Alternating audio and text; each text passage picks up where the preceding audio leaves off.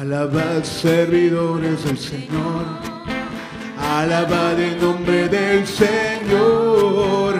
Bendito sea el nombre del Señor, desde ahora y para siempre, desde la salida del sol hasta su ocaso. Se alabad su nombre. Grande y sobre todas las naciones el Señor, y por encima de los cielos su gloria. Aleluya. ¿Quién como el Señor nuestro Dios, que se sienta en las alturas y baja para ver los cielos y la tierra? Aleluya. Los cielos y la tierra. Aleluya.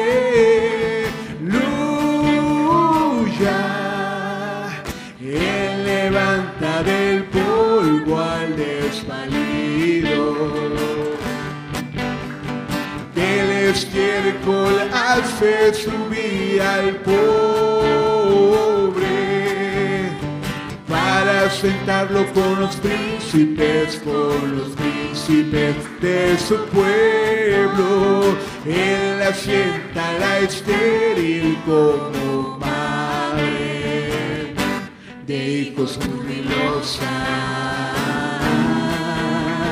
Grande y sobre todas las naciones el Señor, y por encima de los cielos su gloria. Aleluya. ¿Quién como el Señor nuestro Dios, que se sienta en las alturas y baja para ver los cielos y la tierra? Aleluya. Los cielos y la tierra. Aleluya. Los cielos y la tierra. Roca eterna, verdadero y fiel, tú prometes cumplir con tu palabra.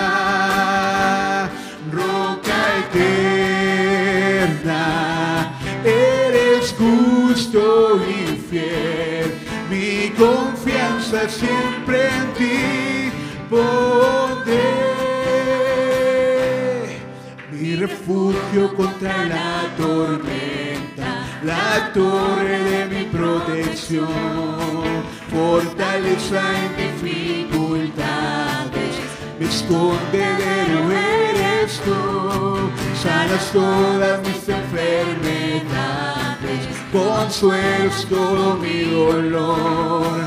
Eres mi fuerza al sentirme débil, me ayuda en necesidad. Roca eterna, verdadero y fiel, tú prometes cumplir con tu palabra. Roca eterna, eres justo y fiel, mi confianza siempre en ti pondré. Mi confianza siempre en ti pondré. Mi confianza siempre en ti pondré. Lo que respira, alabe a Jehová. Lo que respira, alabe a Jehová. Alabad a nuestro Dios en su santuario, por la hermosura de sus cielos, por sus proezas. Alabad, alabadle a Él, alabadle por la grandeza de su nombre, por el el sonido de bocinas, salterio y arpa a la vez cantar. Alabadle con el alegre pandero, con el cantor de la danza, cantad con gozo al Señor. Alabadle con cuerdas, flautas y címbalos de júbilo resonante, y en su lenguaje todo lo que respira alabe a Jehová. Y en su lenguaje todo lo que respira alabe a Jehová.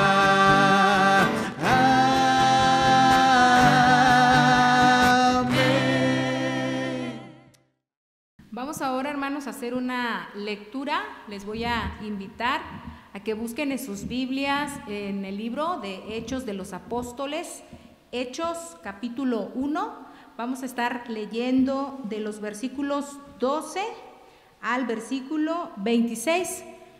También les invitamos a nuestros hermanos y amigos que nos ven por Facebook, que si tienen la oportunidad de tener una Biblia ahí a su lado, que la tome. Vamos a hacer esta lectura, lea también con nosotros.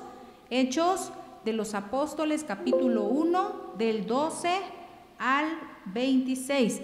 Esta lectura, mis hermanos, la vamos a hacer de manera alternada. Le voy a pedir que respeten todos los signos, todos los puntos, comas, para leer todos parejitos, ¿sale? Voy a comenzar yo, ustedes continúan. Y en el versículo 26, ahí nos vamos a unir. La palabra del Señor dice así: entonces regresaron a Jerusalén desde el monte llamado de los Olivos, situado aproximadamente a 1 kilómetro de la ciudad. Cuando llegaron, subieron al lugar donde se alojaban. Estaban allí Pedro, Juan, Jacobo, Andrés, Felipe, Tomás, Bartolomé, Mateo, Jacobo, hijo de Alfeo, Simón el celote, y Judas, hijo de Jacobo. Todos en un mismo espíritu se dedicaban a la oración junto con las mujeres y con los hermanos de Jesús y su madre María. Por aquellos días, Pedro se puso de pie en medio de los creyentes, que eran un grupo como de 120 personas. Y les dijo: hermanos, tenía que cumplirse la escritura que por boca de David había predicho el Espíritu Santo en cuanto a Judas, el que sirvió de guía a los que arrestaron a Jesús. Judas se contaba entre los nuestros y participaba en nuestro ministerio. Con el dinero que obtuvo por su crimen, Judas compró un terreno. Allí cayó de cabeza, se reventó y se le salieron las vísceras. Todos en Jerusalén se enteraron de ello, así que aquel terreno fue llamado Acedama, que en su propio idioma quiere decir campo de sangre. Porque en el libro de los Salmos, continuó Pedro, está escrito: que su lugar quede desierto y que nadie lo habite. También está escrito: que otro se haga cargo de su oficio. Que se una a nosotros un testigo de la resurrección, uno de los que nos acompañaban todo el tiempo que el Señor Jesús vivió entre nosotros, desde que Juan bautizaba hasta el día en que Jesús fue llevado de entre nosotros. Así que propusieron a dos, a José, llamado Barsabás, apodado el Justo, y a Matías. Y oraron así: Señor, tú que conoces el corazón de todos, muéstranos a cuál de estos dos has elegido, para que se haga cargo del servicio apostólico que Judas dejó para irse al lugar que le correspondía.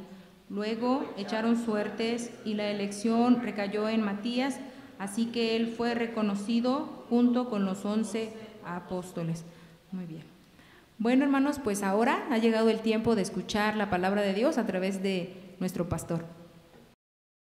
Dios les bendiga, hermanos. No cierren sus Biblias. Vamos a meditar en este pasaje que acabamos de leer. La obra tiene que continuar. Yo no sé si han escuchado esta frase. De pronto, cuando sucede algo, el show, la vida, todo tiene que continuar, no se detiene por las circunstancias que nos encontramos de repente.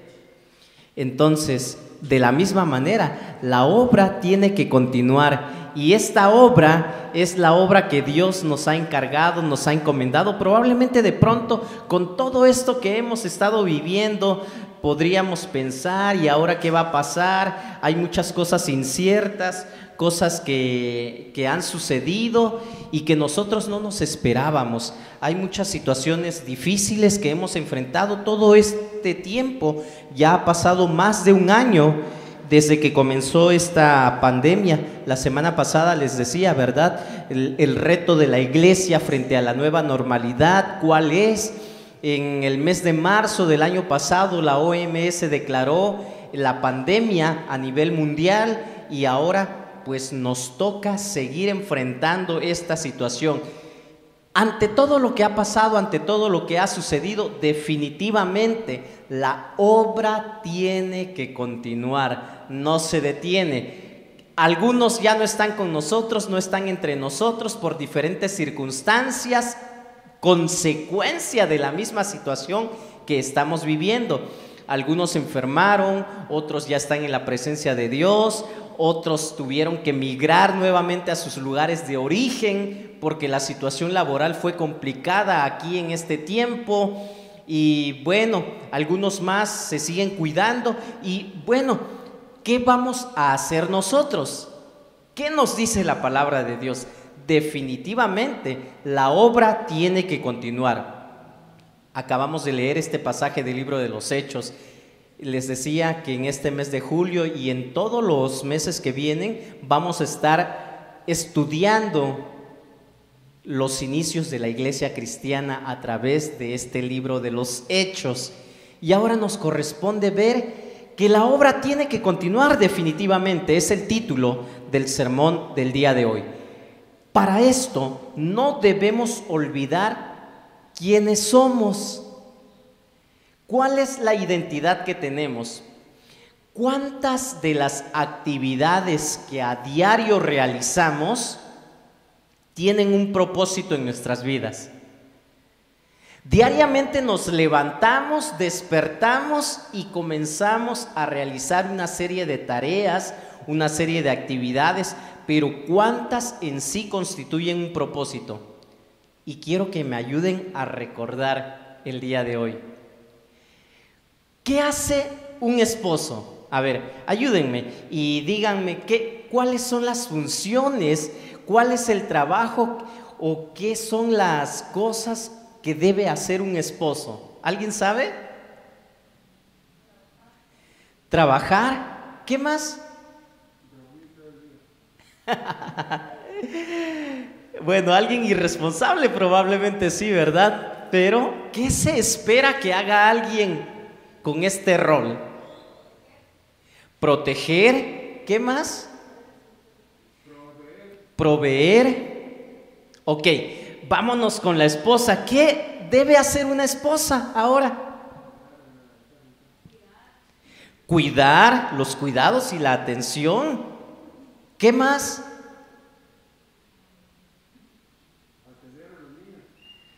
Atender a los niños. Bueno, creo que más se le ha asignado a la esposa, pero es una responsabilidad de todos, de los dos. ¿Qué más? Amar, efectivamente, también. Ok, ¿qué debe hacer un padre?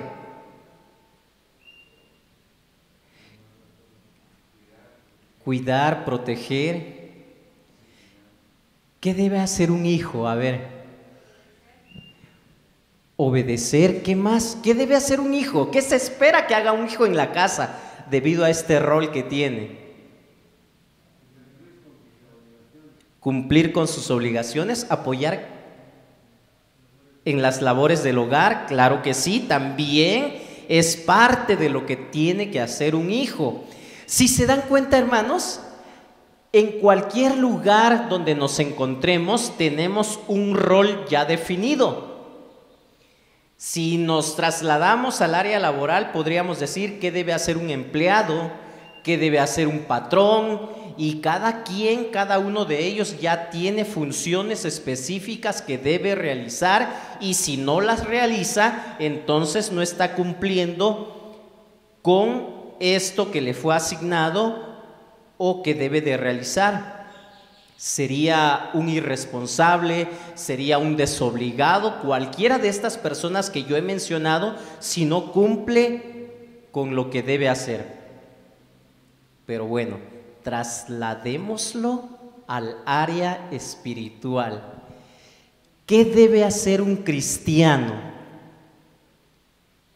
un creyente, un seguidor de Jesús? A ver, apóyenme también aquí. Ustedes saben qué debe hacer un creyente, qué debe hacer un cristiano.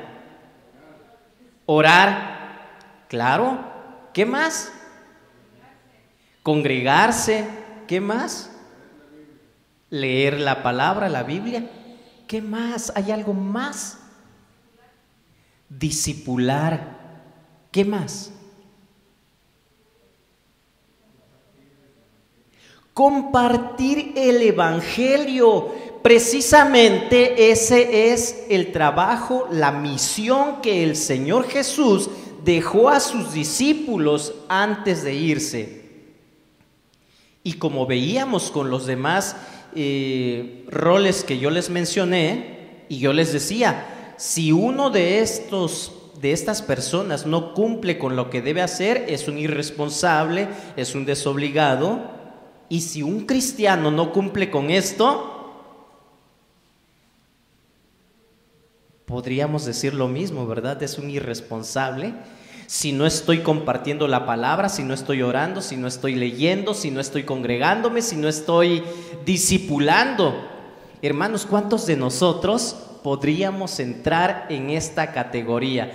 El propósito de un ser humano se refiere definitivamente al sentido que cada quien le da a su vida.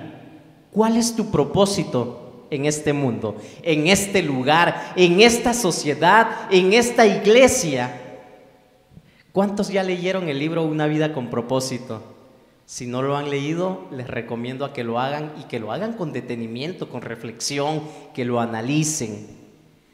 Todo tiene un propósito, y si nosotros vivimos una vida sin propósito, definitivamente no vamos a llegar a ningún lado. Y aunque no hay respuestas correctas a las preguntas que siempre han acompañado a todo ser humano, al hombre, ¿quién soy? Yo no sé si llegó un momento de tu vida donde tú te preguntaste, ¿quién soy yo? ¿Para qué estoy aquí en este lugar? ¿A dónde voy? ¿A dónde me dirijo? Sin duda, varios han respondido a estas preguntas mediante una reflexión, y esto es un buen punto de inicio hacia una dirección, hacia un rumbo que seguir, y se abre una puerta con una oportunidad para avanzar. Pero si nadie o varios de los que estamos aquí, ya sea aquí en este lugar o a través del internet, nunca se han preguntado quién soy, hacia dónde voy, probablemente sea momento de preguntárnoslo, porque de esta manera vamos a darle un sentido y un propósito a lo que estamos haciendo aquí en este lugar. No estamos aquí viviendo la vida por vivir, a ver hacia dónde nos lleva, qué rumbo nos va a dar el aire, hacia dónde nos vamos a ir. Definitivamente no es así. Algo que no debemos olvidar, hermanos, es que nuestro enemigo sabe cuál es su propósito, cuál es su función, y busca desaparecer la iglesia de Cristo, o al menos entibiarla también, ¿verdad? Inutilizarla, mermar su poder, su autoridad espiritual. ¿Qué creen ustedes que ha conseguido con la iglesia del día de hoy? Es difícil, hermanos, y es de preocuparse y de tomar acciones con todo lo que estamos viviendo en el ámbito espiritual, en diferentes áreas de nuestra sociedad. La hermana Abril nos compartía un video en estos días en el grupo del WhatsApp. Yo no sé cuántos lo vieron, y si no lo vieron, sería bueno que lo vieran, porque es lo que está sucediendo, pero al no estar informados, pues muchas veces ignoramos o somos indiferentes a lo que pasa y no tomamos acciones al respecto porque creemos que todo está bien, y esto es porque no estamos informados. Entonces, nuestro enemigo tiene un propósito definido y está trabajando para cumplir con su función. ¿Qué ha conseguido con la iglesia del día de hoy? ¿Qué ha conseguido aquí en La Esperanza? ¿Tú te has preguntado? La obra tiene que continuar definitivamente. Y en este pasaje, hermanos, del libro de los Hechos, confirmamos una vez más el deseo de Dios para su pueblo, para su iglesia. Y esto nos mantiene o nos ayuda a mantenernos enfocados en lo importante en nuestra vida. Ya le dimos lectura y vamos a ir dándole lectura a este pasaje. Por eso les decía que no cierren sus Biblias conforme vayamos avanzando en esta reflexión, en esta predicación. Si nosotros permanecemos en la tierra, si Dios hasta el día de hoy ha querido que tú y yo estemos aquí en este lugar, en la familia en la cual Él nos puso, en la iglesia a la cual Él nos trajo, definitivamente es porque Dios tiene un propósito para ti, para tu vida. Y esto es con la única finalidad de que podamos dar fruto. Algo de esto comentábamos la semana pasada, es decir, que podamos permitir que otros conozcan el Evangelio.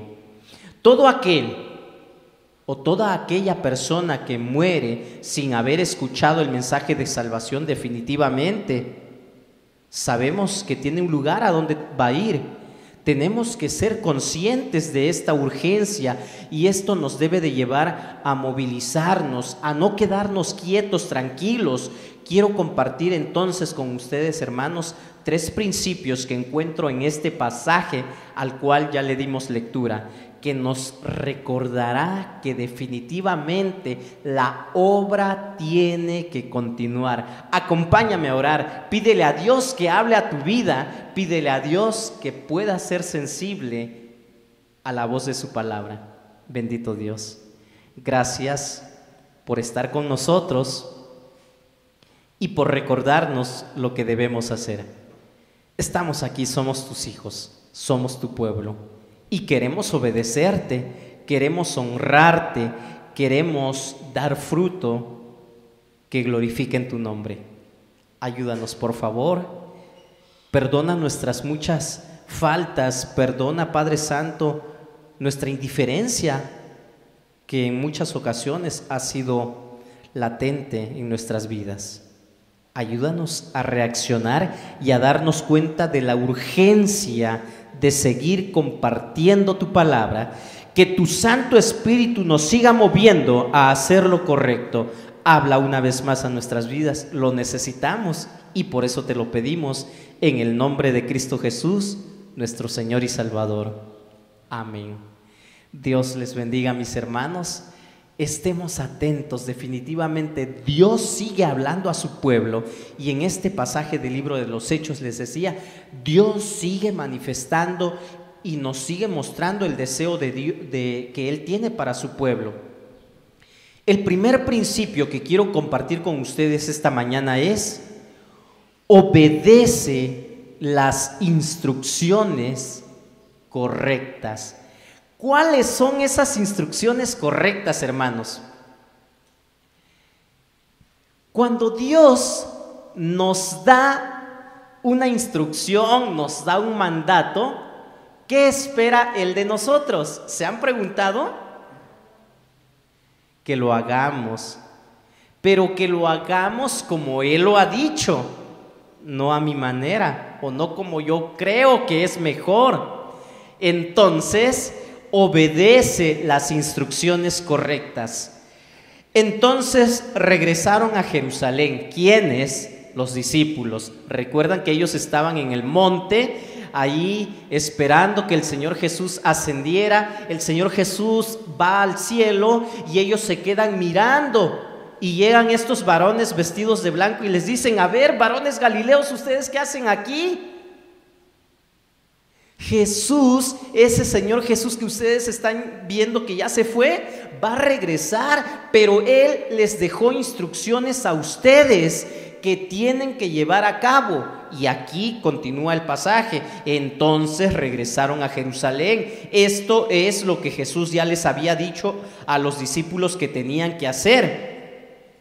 Desde el monte llamado de los Olivos, situado aproximadamente a 1 kilómetro de la ciudad, o a un día de camino aproximadamente. Cuando llegaron, subieron al lugar donde se alojaban. Estaban allí y se nos mencionan los nombres de los apóstoles. Todos en un mismo espíritu se dedicaban a la oración junto con las mujeres y con los hermanos de Jesús y su madre María. Cuando Dios nos manda a realizar una tarea, Él espera de nosotros una estricta obediencia, definitivamente. Y esto era una obediencia notable. Jesús les dijo a los apóstoles que regresaran a Jerusalén y que esperaran la venida del Espíritu Santo. El versículo 4 que estudiamos la semana pasada nos lo dice. Una vez más, mientras comía con ellos, les ordenó: no se alejen de Jerusalén, sino esperen la promesa del Padre, de la cual les he hablado. Y eso es exactamente lo que los discípulos están haciendo aquí en esta escena que nos toca ver el día de hoy. No se olvidaron del sermón justo después de escucharlo. ¿A cuántos nos ha pasado que escuchamos un sermón, una predicación, y leemos algo en la palabra y decimos definitivamente esto es lo que Dios quiere de mí o lo que Dios espera de mí, pero me voy a casa y me olvido de lo que escuché, de lo que leí, y entonces al olvidarme de esto no lo hago, no lo llevo a cabo? ¿Les ha pasado? A mí sí me ha pasado. Hermanos, veamos que Dios espera de nosotros una obediencia estricta.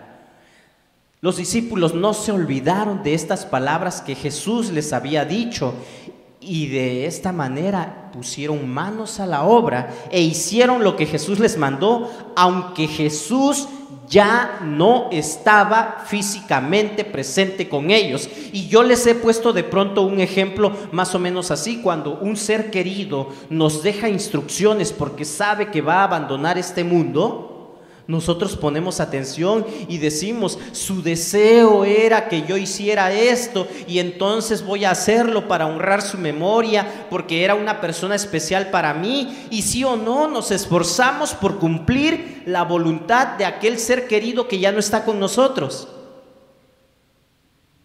Con Jesús es exactamente lo mismo. Él dejó instrucciones, Él dejó mandamientos que tú y yo tenemos que cumplir. Y es interesante observar el carácter de cada persona cuando recibe una instrucción. Los que somos padres, de pronto le damos órdenes a nuestros hijos, ¿sí o no? Y cuando yo doy una orden, ¿qué espero? Que se cumpla esa orden como yo lo dije.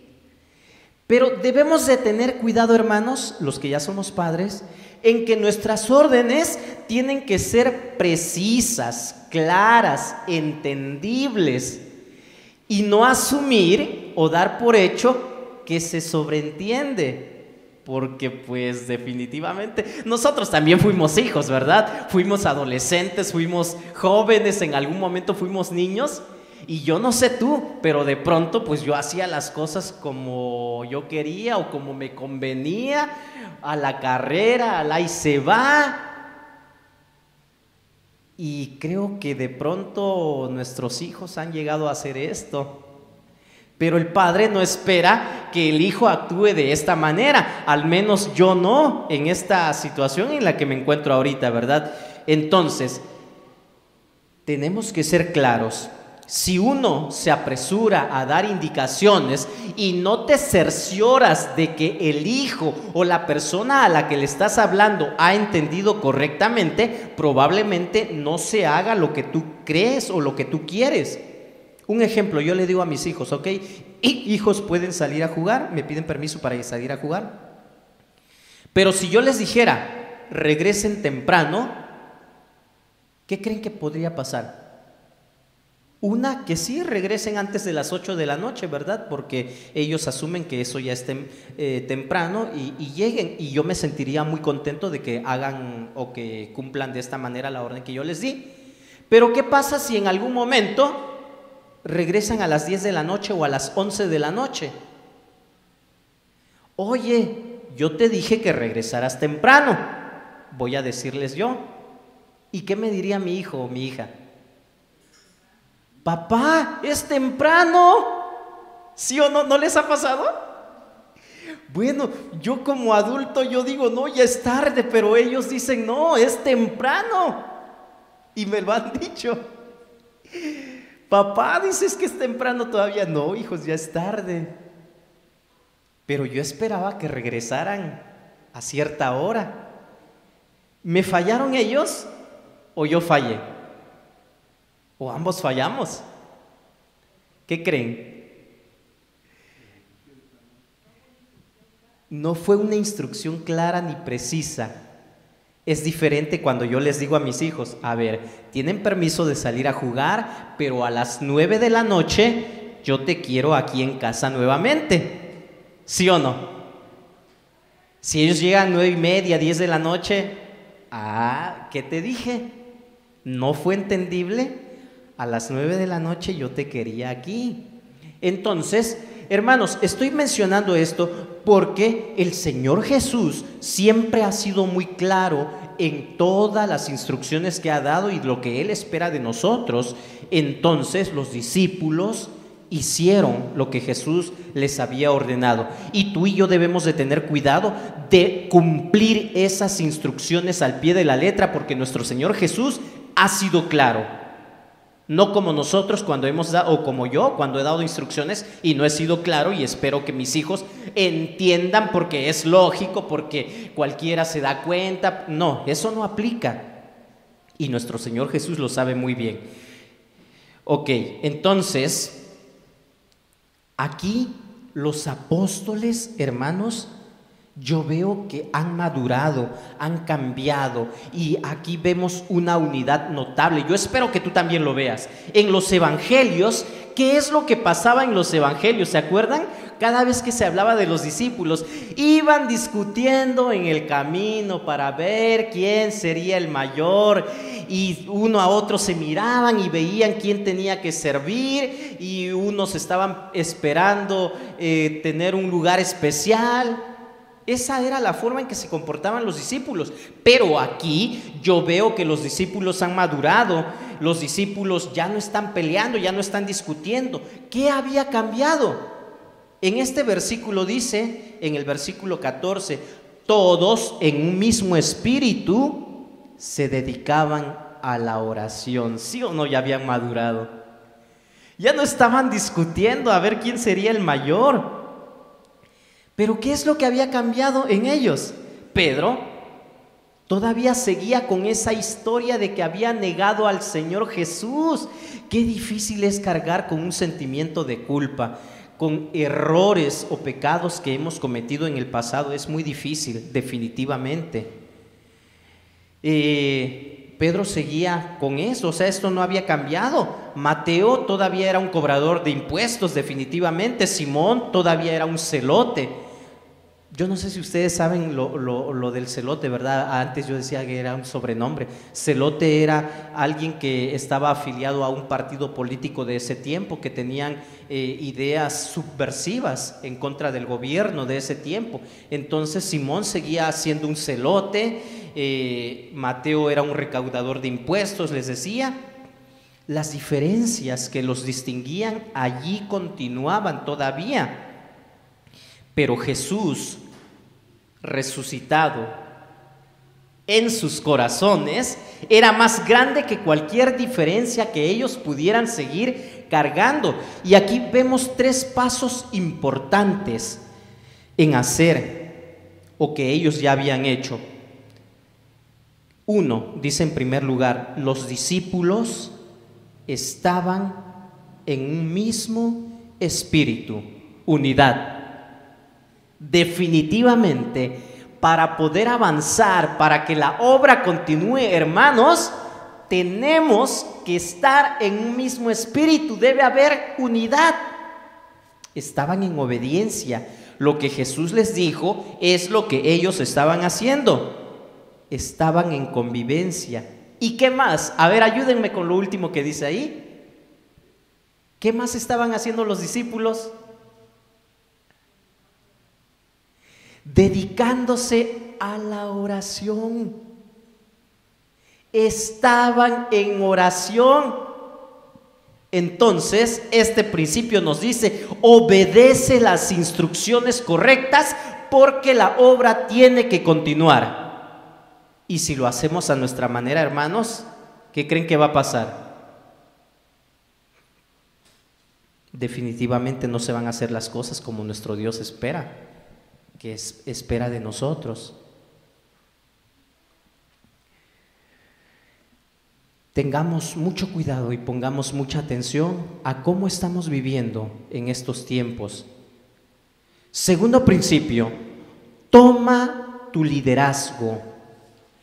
Toma tu liderazgo. Versículo 15. Por aquellos días, Pedro se puso de pie en medio de los creyentes que estaban, que eran un grupo como de 120 personas, y les dijo: hermanos, tenía que cumplirse la escritura que por boca de David había predicho el Espíritu Santo en cuanto a Judas, el que sirvió de guía a los que arrestaron a Jesús. Judas se contaba entre los nuestros y participaba en nuestro ministerio. Con el dinero que obtuvo por su crimen, Judas compró un terreno, allí cayó de cabeza, se reventó y se le salieron las vísceras. Todos en Jerusalén se enteraron de esto, así que aquel terreno fue llamado Aceldama, que en su propio idioma quiere decir campo de sangre. Porque en el libro de los Salmos, continuó Pedro, está escrito: que su lugar quede desierto y que nadie lo habite. También está escrito: que otro se haga cargo de su oficio. Toma tu liderazgo. ¿Quién le dijo a Pedro que se levantara a hablar? ¿Quién creen que le dijo a Pedro? A ver, Pedro, es tu turno, te toca hablar ahora. Pedro, yo estoy seguro que movido por el Espíritu Santo, recordando las instrucciones que tenía que cumplir, fue que se puso de pie y comenzó a hablar. Antes no habíamos visto a Pedro hacer esto o algo similar. O díganme ustedes en qué parte de los evangelios dice que Pedro estaba al frente y dirigía. No, ahora Pedro asume un liderazgo que tenía que llevar a cabo. Aquí Pedro toma un rol natural de liderazgo entre los discípulos, y no hay nada de malo con ver a Pedro como el líder del primer grupo de apóstoles. Aún en varias ocasiones él fue el portavoz entre los discípulos durante el ministerio terrenal de Jesús, ¿verdad? Sin embargo, la idea de que la autoridad de Pedro era suprema y que la pasó en una cadena de sucesión apostólica, en ninguna parte de la Biblia se nos dice esto, se nos afirma esto. No hay tal instrucción o tal verdad revelada en la palabra. Esto no es bíblico, es incorrecto el creer que como Pedro fue el primero y de ahí sus sucesores. Esto no lo dice la palabra. Lo que dice aquí es que Pedro comienza a citar la palabra escrita. Hermanos, tenía que cumplirse las escrituras. Las palabras de Pedro, hermanos, muestran sabiduría que antes no veíamos mucho en él. Aquí él ya ha aceptado lo que tenía que pasar, lo que tenía que suceder. ¿Se acuerdan cuando llegaron a arrestar al Señor Jesús? Pedro no quería que esto pasara, ¿sí o no? Él quería impedir esto, y ahora Pedro ya maduro dice: se tenía que cumplir la escritura, tenía que suceder así. Ahora ya se da cuenta, ya está consciente de esto. Empezó por notar que Judas no arruinó el plan de Dios. De pronto algunos creen o piensan: no, es que si esto no hubiera sucedido, si esto no hubiera pasado. sino que lo cumplió. Era necesario que se cumpliera la Escritura. Esto es algo que solo los discípulos sabios, maduros, los creyentes maduros pueden ver después de una maldad, de algo malo que ha sucedido. ¿Cuántas veces nos lamentamos por cosas que hemos vivido, que hemos sufrido y creemos que nadie más ha sufrido como nosotros? Pero si somos maduros, vamos a encontrar el lado positivo de este tipo de situaciones. ¿Por qué pasa esto? ¿Por qué sucedió esto? Aquí el apóstol Pedro está consciente de lo que ha sucedido y sigue narrando lo que pasó. Dice: cayendo de cabeza se reventó y todas sus entrañas se derramaron. Pero en los evangelios, en el evangelio de Lucas, llama la atención cómo, en los evangelios se nos narra que Judas, ¿cómo dice que murió? Ahorcado, fue y se ahorcó. Y aquí no está diciendo que se ahorcó, ¿verdad?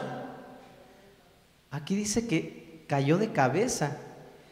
Aquí probablemente no lo dice la palabra, ¿verdad? Pero ¿cómo podemos hilar lo que dicen los evangelios con lo que está diciendo aquí Lucas en el libro de los Hechos? Probablemente la intención de Judas era sí ahorcarse, y sí se colgó, se ahorcó, pero tal vez no logró ahorcarse, se reventó el mecate, no sé, la cuerda, y eso hizo que él se cayera de cabeza y su cabeza se golpeara con las rocas de ese lugar. Probablemente eso fue lo que sucedió, pero aquí esto es lo que dice la palabra, ¿verdad? El Evangelio según San Mateo nos dice que Judas fue y se ahorcó, pero pues aquí nos está diciendo esto diferente, ¿verdad? Que lo mató el impacto de su caída en ese campo. Era un campo de sangre, no solo porque Judas derramó ahí su sangre, sino también porque el campo fue comprado por el dinero de la traición hecha a Jesús. Porque está escrito, Pedro, citando dos diferentes salmos, mostró por qué Dios quiso que escogieran otro discípulo para reemplazar a Judas. Y esto es una notable dependencia de Dios. No era la sabiduría de Pedro hablando, trabajando. Era un principio revelado en las Escrituras.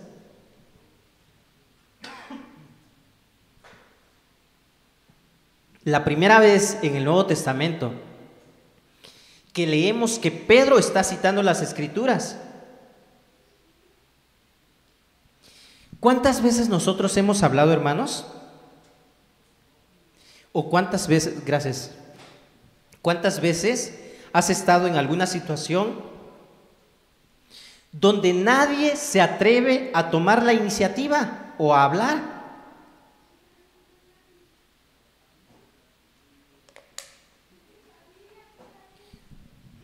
Yo no sé si tú te has encontrado en algún momento donde todos se quedan viendo unos a otros así como que, ¿y ahora qué vamos a hacer? ¿Quién nos va a dirigir? ¿Quién va a hablar? Pedro pudo haber hecho esto también y sin embargo no lo hizo. Él comienza a hablar con sabiduría, citando las Escrituras, no lo que a él se le ocurrió, no lo que él creyó. Él está citando las Escrituras, la palabra de Dios. Los presentes pusieron atención. ¿Cuántas veces te ha pasado a ti esto? Y si has llegado a hablar, ¿cuántas veces puedes reconocer que lo que tú estás diciendo es palabra de Dios o lo que dice la Escritura?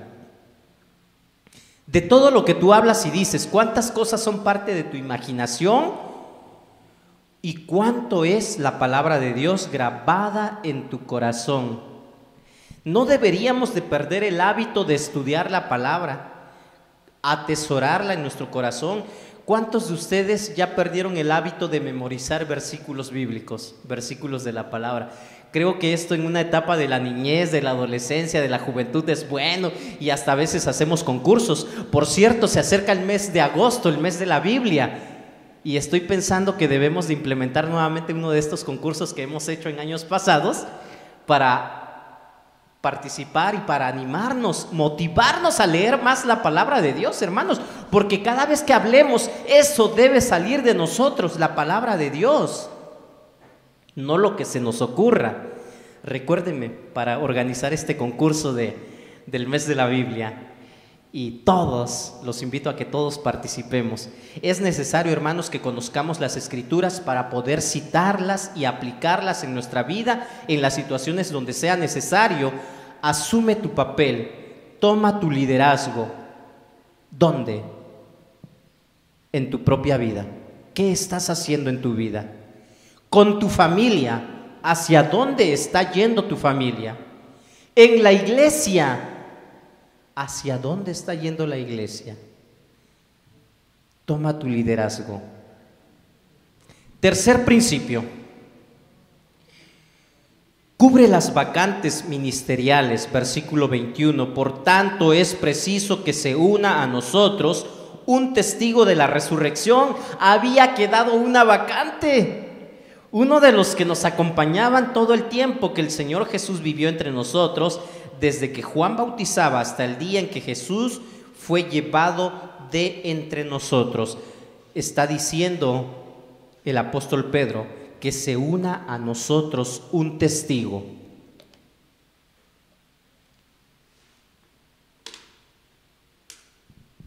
Eran 11. ¿En realidad necesitaban uno más? ¿Qué creen ustedes? ¿Los 11 no hubieran podido compartir el evangelio? Ya no se nos narra mucho acerca de lo que hizo cada uno de los apóstoles de forma individual en la palabra. Se nos dice de que Felipe fue a Samaria, se nos dice de que Pedro anduvo predicando, y así podemos obtener información, pero no de todos los discípulos, no de los 11 o 12, porque aquí nombraron a Matías. Pero yo me pregunto, ¿en realidad necesitaban a alguien más? Pero Pedro ya había dado el motivo, ya había citado las Escrituras que era necesario que alguien ocupara ese lugar. Y cuando dentro de la iglesia, hermanos, hace falta que se cubra una vacante, algún ministerio está disponible, ¿qué debemos hacer? ¿Es porque no podemos hacer el trabajo nosotros los que estamos, los que quedamos? ¿O porque definitivamente el Espíritu Santo nos guía para que todos estemos trabajando, apoyando y colaborando? Que se una a nosotros alguien más. Los discípulos eran lo suficientemente valientes para hacer una decisión, porque sabían lo que decía la palabra de Dios, sabían que eso era lo que el Señor quería. Los apóstoles todavía no habían recibido al Espíritu Santo en este momento. Sí, si nos vamos cronológicamente, todavía no había llegado el Espíritu Santo sobre ellos. Eso todavía estaba por venir. Pero Dios no los había dejado sin dirección. Ellos sabían qué hacer por la palabra. Aun cuando no sentimos una dirección especial del Espíritu Santo, hermanos, tenemos la voz de Dios establecida permanentemente en su palabra. ¿Cuántas veces tú has notado que Dios te está hablando a través de un pasaje de la Biblia? ¿O hace mucho que Dios ya no te habla? ¿Se acuerdan de la figura del meme que en algún momento les compartí, o tal vez ya lo vieron en algún otro lugar, cuando dice, está la ovejita, ¿verdad? Hace mucho que el pastor no me habla, dice, pero tiene sus audífonos aquí, tiene una revista de este otro lado, tiene el celular por acá. ¿Dónde le va a hablar Dios? Y está el pastor ahí a un lado y sí le está hablando, pero él no escucha. ¿No nos pasará a nosotros lo mismo de pronto? ¿Qué creen? Dios sigue hablando, Dios sigue manifestándose. Es necesario que le busquemos en el lugar correcto. Por supuesto, cualquier dirección percibida del Espíritu Santo nunca va a ir en contra de lo que la palabra de Dios dice. Tómenlo en cuenta. Nunca de lo que Dios hable a mi vida, a tu vida, va a ir en contra de lo que ya está escrito en la palabra de Dios. No nos equivoquemos, hay cosas que Dios ya ha dicho y no va a cambiar. No seamos como aquella persona, ¿verdad?, que estaba pidiendo que oráramos para ver si era la voluntad de Dios que tuviera un novio no cristiano. Hermanos, nunca Dios nos va a guiar y va a contradecir lo que ya está escrito en su palabra. Ojo, muchos, ojo, esto es un ejemplo muy, tal vez muy visible, muy notable, pero a veces podríamos encontrarnos con decisiones que son difíciles de poder detectar si ya la palabra de Dios dijo algo al respecto. El que reemplazara a Judas debía ser uno que también había estado con ellos desde que Juan los bautizó, que se haya quedado con ellos durante los días del ministerio terrenal de Jesús y quien haya visto a Jesús resucitado. Les hablaba la semana pasada acerca de las pruebas o las evidencias de la resurrección de Jesús. Hubo muchísima gente que vio a Jesús resucitado. No se puede comprobar científicamente, efectivamente, ya vimos por qué, pero esta evidencia es notable y también es aceptable en cualquier juicio. No encontramos ninguna evidencia que estos requisitos los habían encontrado en las Escrituras o por dirección del Espíritu Santo. ¿A qué me refiero? A esto que más adelante nos dice aquí la palabra, ¿verdad? De que ellos están diciendo es que tiene que haber alguien que sustituya a Judas, alguien que haya visto, haya estado con Jesús desde que fuimos bautizados por Juan hasta que Él murió y que resucitó. Pero ellos estaban siendo dirigidos por Dios. Ellos sencillamente usaron su sentido común, tal vez, o podríamos decir es que era lógico, ¿verdad?, para el sucesor al oficio de Judas como discípulo. Cada ministerio, hermanos, cada trabajo dentro de la iglesia tiene un perfil necesario que cubrir, pero definitivamente quien ocupe un lugar dentro del mismo debe de tener la experiencia de conocer a Jesús, de estar seguro de su resurrección, de poder comprobar que Jesús vive. Su sentido común vino mientras estaban en obediencia, mientras estaban juntos, orando, deseando la voluntad de Dios, y esto fue un notable sentido común. No contestaba todo, pero sí se redujeron las opciones a dos nombres. Uno se ha hecho testigo con nosotros de la resurrección.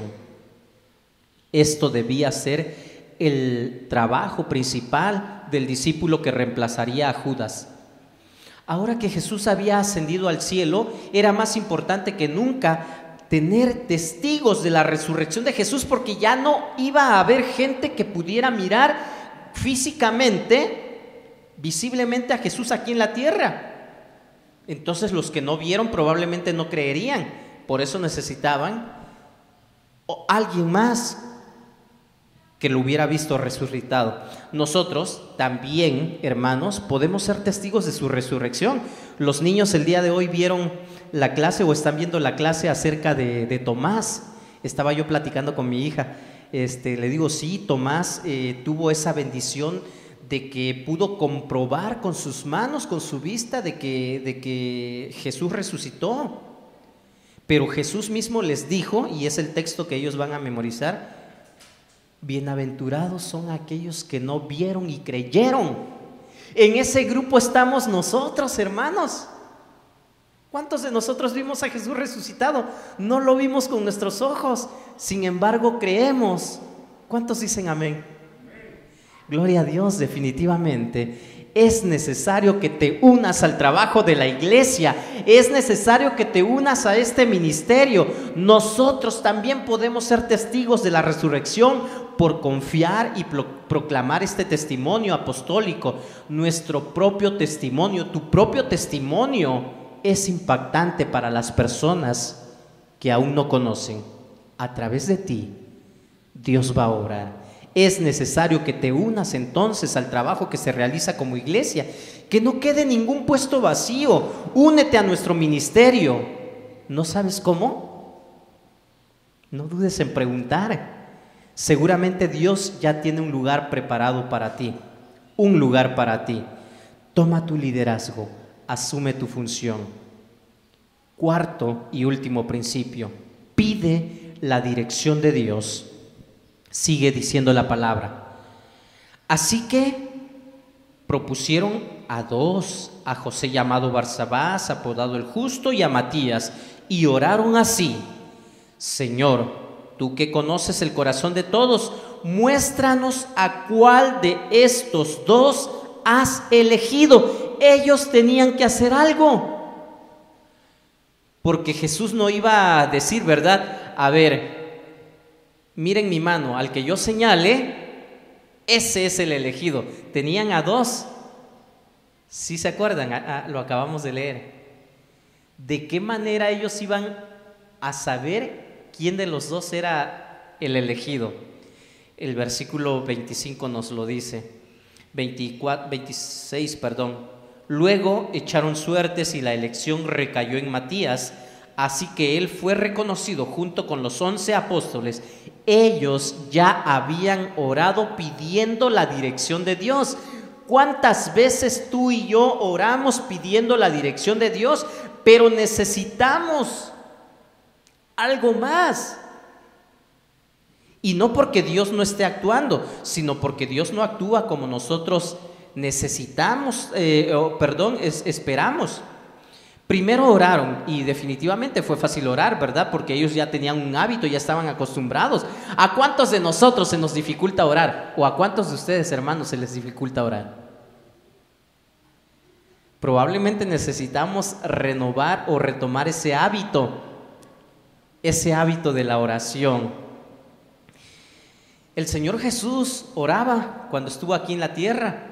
Cuando Él eligió a sus discípulos, ¿se acuerdan qué hizo Jesús antes? ¿Alguien sabe? ¿Qué hizo Jesús antes de elegir a sus discípulos? ¿Mande? No, Él hizo antes de llamarlos. Oró. El Señor Jesús oró. Lucas 6, 12 y 13. Los discípulos, siguiendo a Jesús, oraron por sabiduría para saber a quién iba a elegir el Señor Jesús, Dios, y dice que echaron suertes. ¿Cómo echaban las suertes? Yendo a leer un poquito más acerca del contexto, ¿a qué se refieren ellos con echar suertes? Nos damos cuenta de que echar suertes ellos se referían al jueguito de los dados que nosotros conocemos de pronto, ¿verdad? O tal vez la pirinola, donde pues ya se indica qué es lo que tienes que hacer.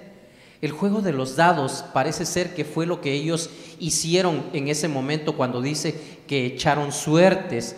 Y nosotros como seres humanos podríamos decir, pues esto es una forma imperfecta de discernir la voluntad de Dios, pero es mucho mejor, yo creo, que los métodos que en muchos lugares se utilizan el día de hoy, cuando se depende únicamente de las emociones o de las circunstancias, sentimientos, deseos carnales. ¿Y cómo sabes que es la voluntad de Dios? Ay, porque es que lo amo tanto, la amo tanto, que es hermosa. Y por eso es la voluntad de Dios, porque yo le pedí una novia hermosa. Hermanos, tengamos cuidado cuando elegimos. Sin embargo, esto era una notable dependencia hacia Dios. Les decía, ¿verdad? La elección, dice la palabra, recayó en Matías. Algunos insisten en que Matías probablemente fue una elección incorrecta. La Biblia no nos lo dice, no nos lo afirma. Pero ¿cómo podríamos nosotros estar seguros de que fue lo correcto? Entonces, sin embargo, esto era una notable dependencia de Dios. Algunos dicen es que tal vez tenía que elegir al apóstol Pablo. El apóstol Pablo todavía no tomaba relevancia aquí en este lugar, en esta parte. Si se acuerdan, el apóstol Pablo aparece mucho después. Entonces no tiene nada que ver con lo que algunos creen. Es que debieron haber elegido a Pablo y no a Matías. Bueno, es que eso era algo más adelante, después. La idea es que Dios eventualmente habría escogido a alguien. Dios sigue dirigiendo a su pueblo, a sus hijos. Aparte de Pedro y Juan, ninguno de los 12 o de los otros se vuelve a mencionar después del libro de los Hechos. Y fue reconocido junto con los 11 apóstoles. Nadie puede decir que todo lo que hicieron antes de echar suertes fue incorrecto. Y nosotros, hermanos, no tomaríamos ninguna decisión equivocada si nosotros hiciéramos todas las cosas que hicieron los discípulos antes de tomar estas decisiones. ¿Qué hicieron los discípulos? Al principio yo les dije, ¿qué fue lo que hicieron los discípulos? Obedecieron. Estaban en unidad, en un mismo espíritu, estaban en oración. Los discípulos hicieron lo que hacía Jesús. Los discípulos hicieron lo que podían para depender de Dios. Hermanos, pidamos la dirección de Dios. No tomemos decisiones derivado de nuestras emociones, de nuestras circunstancias. Tomemos decisiones dependiendo de Dios. Pide la dirección de Dios. Para terminar, hermanos, Iglesia La Esperanza, es tiempo de volver a las Escrituras, a las sendas antiguas, a fortalecer a los cristianos comprometidos. Y definitivamente Dios quiere que tú estés aquí, que tú te levantes, que tú seas fiel y que vayamos hacia adelante nuevamente. No puedes quedarte ahí donde estás y decir, es que yo ya trabajé, ya hice mucho ya y no tuve buenas experiencias. Dios te está llamando, la obra tiene que continuar, y si tú estás aquí es porque Dios así lo quiere. A prepararnos, hermanos, aún más en cuerpo, alma, espíritu, para resistir los días malos, confrontar, reprender al engaño, destruir las acechanzas del enemigo. Nuestro enemigo no descansa. ¿Por qué? ¿Por qué necesitamos hacer esto? Porque la obra tiene que continuar. ¿De qué manera? Ayúdenme a recordar y repitan conmigo, por favor. 1. Obedece las instrucciones. 2. ¿Qué dice el 2, hermanos? Toma tu liderazgo. ¿Y qué más?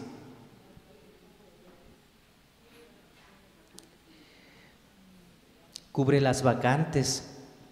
Si hay un puesto ahí que hay que ocuparlo, ese es tu lugar. Y por último, pide la dirección de Dios. No lo olvides, para poder continuar adelante o para cumplir la misión, necesitamos el poder del Espíritu Santo. Ponte de pie, por favor, y oremos juntos a Dios. Pidámosle a Dios la dirección que necesitamos y digámosle, si tú has entendido la palabra, si tú has entendido el mensaje y estás consciente de que la obra tiene que continuar, es a ti a quien Dios va a usar. Es a ti a quien Dios está llamando el día de hoy. Seamos obedientes. Bendito Dios, gracias por tu palabra, que en todo momento nos recuerda lo que tenemos que hacer. Somos tu pueblo, somos tus hijos y aquí estamos. Queremos obedecerte. Gracias por recordarnos lo que tenemos que hacer. Bendito es tu nombre. Somos tu iglesia. Fortalécenos con el poder de tu Espíritu y danos las fuerzas que necesitamos para cumplir la misión que nos has dado. Te lo pedimos en el nombre de Cristo Jesús, nuestro Señor y Salvador. Amén. Dios les bendiga, hermanos. Pueden ocupar sus lugares y vamos a continuar con nuestro culto del día de hoy.